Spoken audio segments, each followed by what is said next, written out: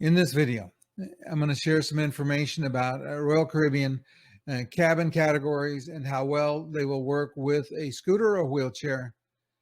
Coming right up. This is cabin 9551. It's an accessible inside cabin. So you have the space associated with a accessible cabin. It's just inside.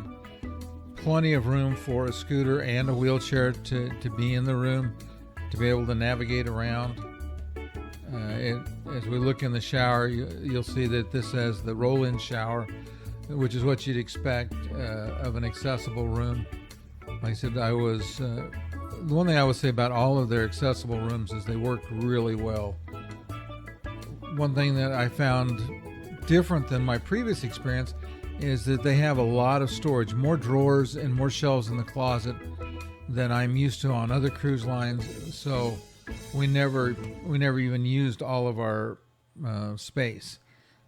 This cabin's approximately 256 square feet, so significantly larger than the non-accessible version. If you got value out of this video, do me two favors. Hit the subscribe button and the notify button. That'll let you know when I create my next video. And then hit the like button. That lets YouTube know the content was worthwhile. Thanks for watching. We'll see you in the next video.